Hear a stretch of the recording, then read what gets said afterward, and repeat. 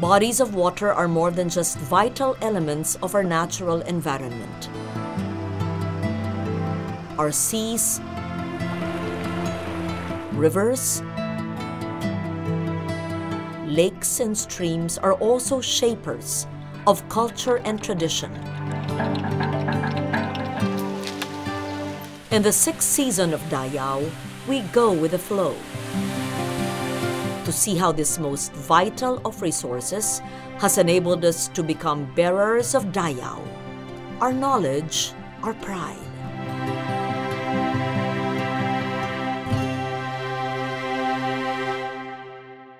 In this episode of Dayao, we continue our exploration of bodies of water that have shaped many indigenous cultures.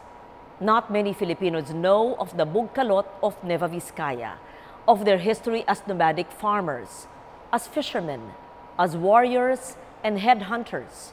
Fewer Filipinos know of how closely their lives adhere to the cycles and features of nature, and how an instrument of progress like a dam can affect a way of life so adversely. Bengong ka, inanog tulakot, manok mo tagud kasiknan,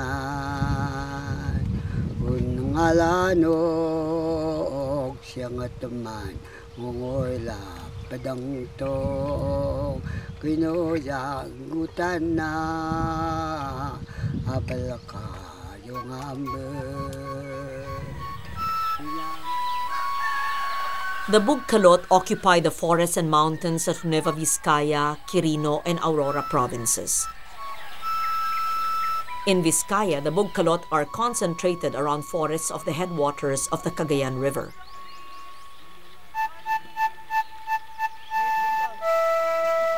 Unlike the other indigenous peoples of the Cordillera, not many early studies or documents exist about the Bugkalot. The few documents and studies refer to them by the more popular name Ilonggot. It was for their ferocity and daring as headhunters that the Ilonggot were well known.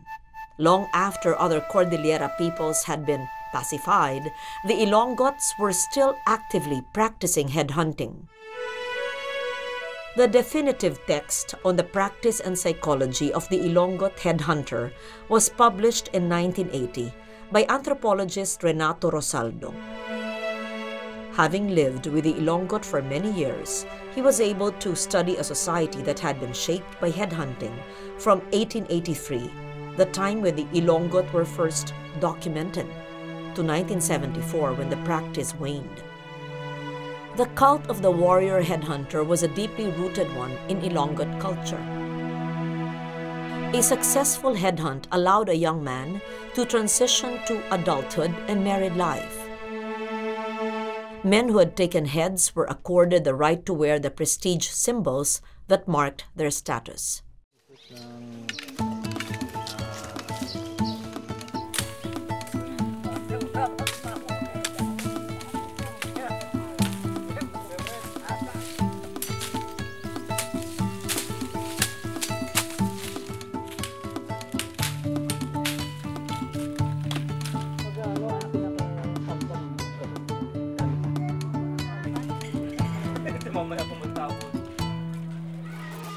The headdress adorned with the skull of the Calao bird was the most important of these status symbols, as were the earrings fashioned from the red beak of the Calao. Red leglets were also the mark of an accomplished headhunter. Rosado tried to explain the need for taking heads by linking this to the Ilonggot concept of liget, a deep and troubling depression that afflicted Ilonggot youth and led to anger and aggression. Only after having successfully taken a head could one's sense of order and balance return. In 1967, a group of Ilonggot leaders came together to establish the Bugkalot Confederation, an organization of Ilonggot clans with the aim of establishing a new identity. Now as Bugkalot, their past as headhunters could be erased As Bugkalot, the concept and image of the warlike Ilonggot could be rehabilitated. But much as their storied, controversial past could be rewritten, the Bugkalot ties to forest and river stayed on, slowly becoming more imperiled in these times.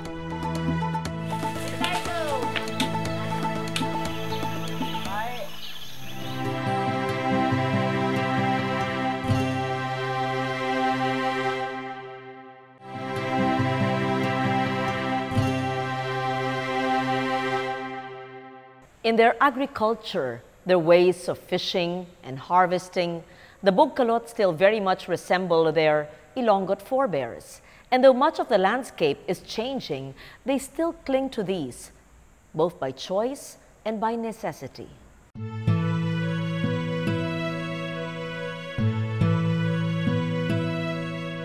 The dry rice method of planting is more favored by the Bugkalot. The steep terrain and the small land space have made them experts in this method of agriculture.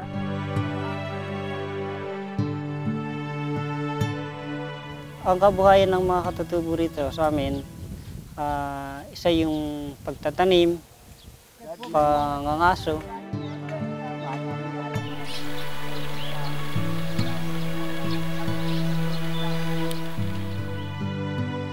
pangingisda.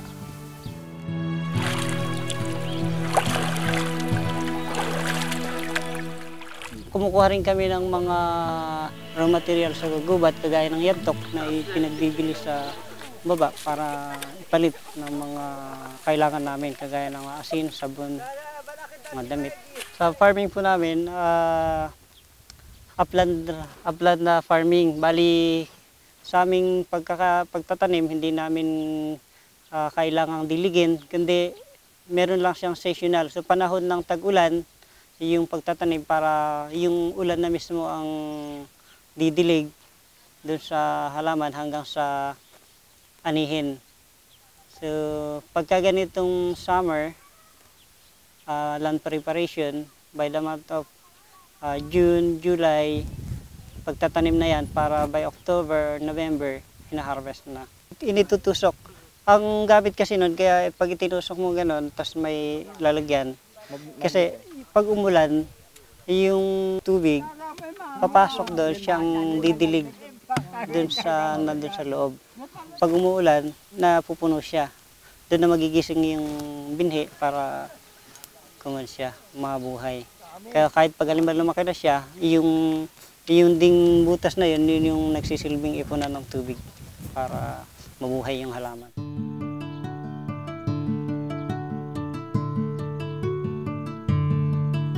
In the once lush jungles that cover these hills, sunlight needed to reach the plotted gardens below.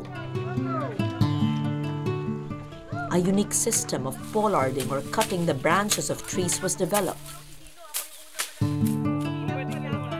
Using lengths of rattan vine as slack bridges strung between trees and branches, the men would travel through the forest treetops, cutting overhanging branches and allowing the sun to nourish their hard-grown crops. Yun po tinatawag naming taburok. Pamamagitan ng yantok na yun, makakalipat yung isang tao doon sa kabilang puno. Kasi nung araw na masyado pang malalaki ang mga kahoy, hindi namin pag-aaksayahan ng panahon na pulakin dahil sa lalaki ng puno, tas gulok lang ang pangputol, abutin kami ng siyam-siyam. Kaya isa sa kultura namin na tatanggalan lang namin ng mga tangkay, mga dahon-dahon yung kahoy, tapos susunugin na yung pagka natuyo yung mga dahon na yun, susunugin, open na. So wala nang nakakover dun sa tanim. Yun ang nakikiusap naman kami dun sa kahoy o dun sa sasabihin namin, puputulin namin yung tangkay mo dahil gusto namin mawawala na yung dahon ng kahoy. Yun po yung tinatawag na demo. Meron kasing, sa lahat ng tribo, merong communication between nature and then sa tao. So yung nilalaman ng awitin is parang nagpapaalam siya doon sa kalikasan na ito, tatanggalin ko na itong mga bahagi ng katawan mo kasi gagamitin ko para sa ganitong gawain ko. So, ganun. Parang may pahinto, kumbaga, na ipagpaalam sa kalikasan.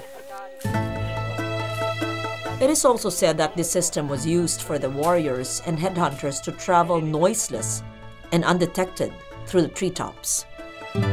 In their relationship with the tributaries of the mighty Cagayan River, the Bugkalot remained most steadfast in the ways of their Ilonggot forebears.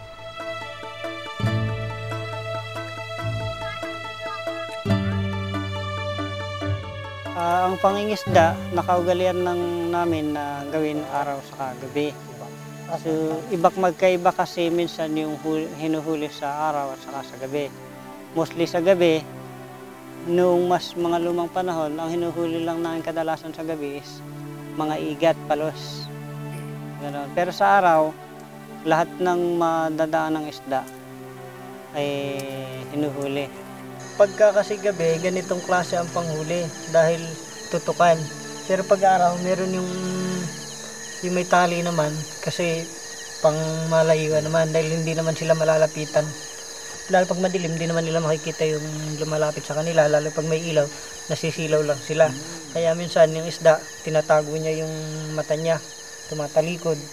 O kaya naman, yung mga burase, meron yung mga klase ng isda na yung ulo lang nilang itatago nila sa bato.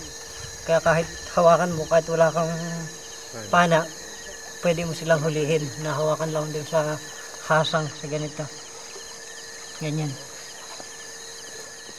Pero ito mga tilapia, mga kanto, mailap sila, hindi sila pwedeng maliban pagka naiipit na sila sa mga bato na halimbawa sumingit sa bato, nakukuha din namin sila na kahit hindi pinapana. Ang makukuha dito yung mga palos, bunod, mga banak. Dati may mga banak din naman nakakakuha dito.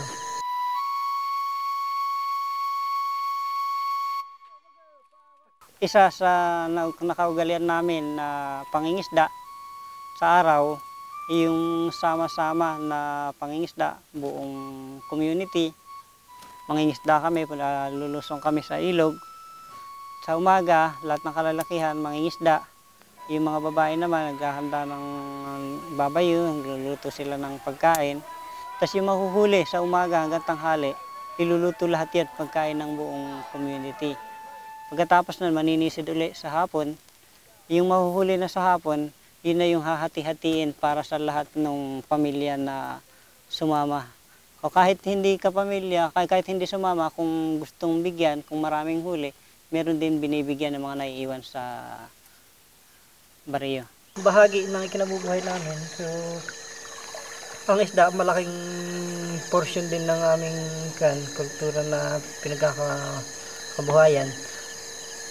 Pagka kasi panahon na tag-ulan na malabo ang ilog, hindi kami ganong makapangisda. So, nasa gubat kami. Mga baboy ramo naman usa ang hinahanap. Tapos yung mga bunga ng kahoy. Pero pag panahon na malinaw ng ilog, nangingisda kami. Mga ninuno namin, meron din naman silang mga tinatawag mga agi-agimat. So meron mga gumagamit ng mga ritual para sa pangingisda. Kahit kumbaga parang basta-basta lang yung pangingisda niya, meron at meron siyang makukuha.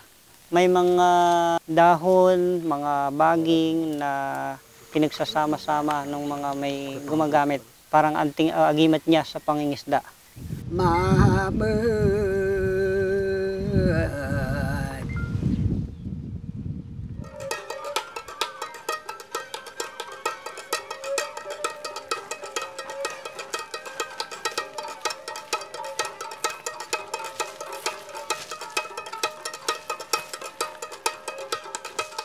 In the ritual chants and the communal dances, modern-day Bugkalot once again claim their affinity with the Ilonggot, whose name they have renounced.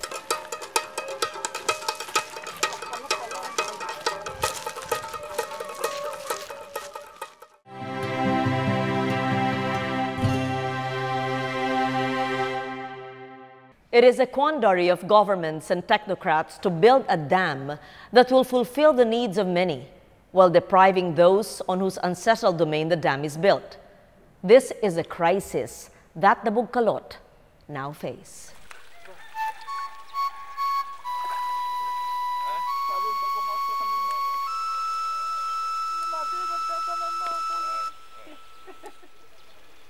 Mahigit 10. Nangingisda kami dyan sa luwasan pagka halimbawa malabo naman dito, tapos kung dyan nangingisda rin kami, kaya lang pagka naubos na agad hindi na wala nang ganong mahuli.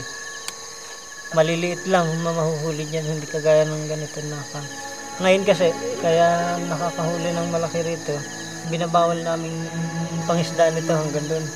May pagkakataon lang na pwedeng ipapayag siguro, pero ito bawal talagang pangisdaan. In 2004, after many years of protracted study and negotiations, the Kaseknan Dam project was inaugurated by then-President Gloria Macapagal-Arroyo. The dam was supposed to feed the waters of the Taan River and its tributaries into the Pantabangan Dam, thus irrigating the fields of lowland Nueva Vizcaya and Nueva Ecija. Much as the dam was seen as a boon to the lowland farmers, it was seen by the Bugkalot as a threat to the Taan River waters on which they depended on. May panahon na lalo pagka yung simula ng tag-araw hanggang sa Mayo, nagpupunta yung bawat lugar dito sa mismong agos ng ilog ng Kaseknan para mangisda. So nag-aabot-abot dyan ng sama-samang nangingisda. Yung ibang mga nahuhuli is inuwi, yung iba pinagbibili, iba naman pasalubong para sa pamilya. Gawain namin noon, pero ngayon nawala na yung bahagi na yun dahil sa epekto ng pagkakaharang ng tubig.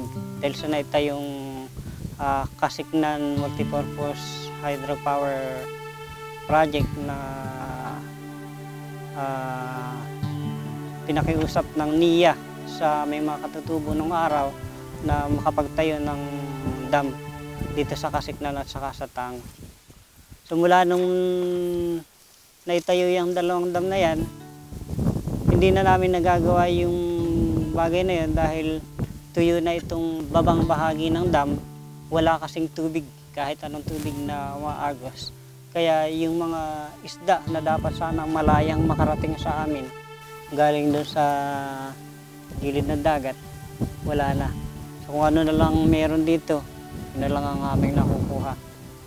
Kaya hindi na yung buong, kahit pumunta lumusong yung buong pamayanan, wala na, hindi na sasapat yung mahuhuli. So ang epekto sa amin, una yung sa aming pagkikita-kita, pagsasama-sama ng mga katribo sa iba't ibang lugar, nawala. Tapos yung aming kabuhayan, lalo sa pangingisda, na wala. So ngayon napakalimitado ng kabuhayan. Nakikipagsapalaran kami, nakikigaya sa pagtatanim ng mga halamang gulay para lang mabuhay. Kasi naepektuhan din kasi ng pagkakaroon ng dami yung dating napakaraming mga hayop sa paligid namin. Dahil sa ingay ng makinarya, naglayuan na yung mga usa, mga baboy na mga unggoy, na dati-dati makikita lang din dito sa gilid ng ilog. Pero ngayon, kailangan pa naming isang linggo para lang makahanap ng kailangan sa gubat. Oo, sabihin natin nakakatulong, pero sa ibang pamayanan. Pero sa amin na nagmamayari nitong lupain, walang economic na tulong sa amin. Plus, dahil apektado rin yung aming kabuhayan sa tubig, dapat yung itinatadhana sana ng ating batas na dapat yung kalikasan hindi nasisira, kagaya ng mandatory flow na 10%. Dapat may tubig yan para at least yung mga hayop na dapat mabuhay dito sa lower portion ng dam. Malaya silang makapagparami. And then, pwede naming mapakinabangan. So, yun po yung karamihan. Yung mandatory na dapat na daloy ng tubig at saka yung counterpart na dapat naman sana mabigyan nila ng kabuhayan. Merong bahagi na dapat sana mapunta sa amin na nagmamayari nitong lupain.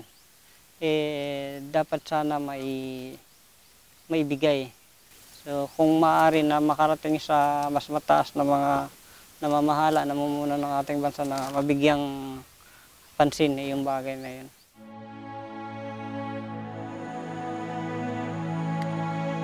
The waters of river that once nurtured their culture flow onto their lands less freely now, as the full might and effectivity of the dam is felt. With a dwindling water supply, what happens to the lives of the Bugkalot? Maraming isda noon, hindi kumpara ngayon. Ngayon, hindi na kami ganong makapangisda dahil gaya dyan sa baba ng dam, wala ng tubig, hindi na umaagos ang tubig dyan. Kung ano lang yung mga naiipon doon sa mga layon-layon, yun na lang na, halimbawa may maliliit, lumaki, yun lang nahuhuli namin. Pero wala na, pagka naubos yun, wala na kaming maisda dahil hindi naman na maagos ng tubig. Oh, da kanine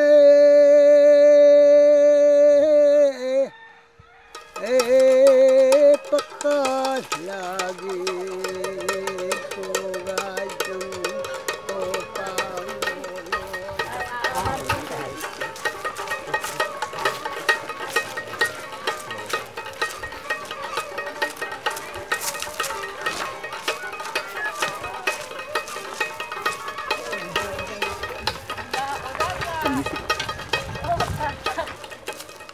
The culture of our indigenous peoples is the most harmonious with nature.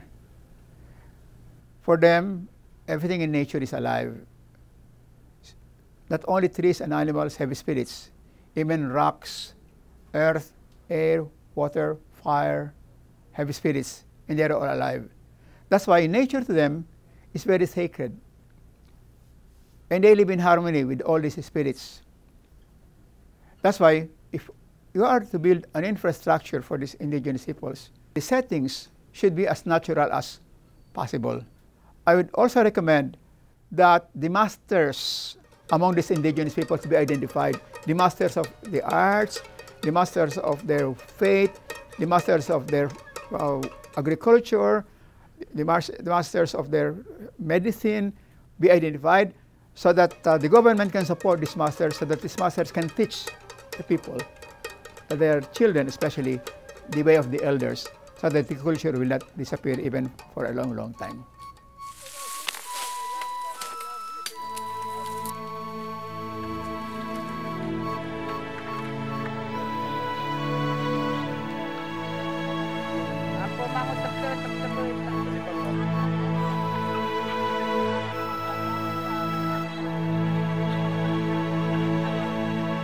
The Bugkalot may have renounced the violent ways of their Ilonggot ancestors, but in many ways, much of the archaic culture and knowledge systems remains with them.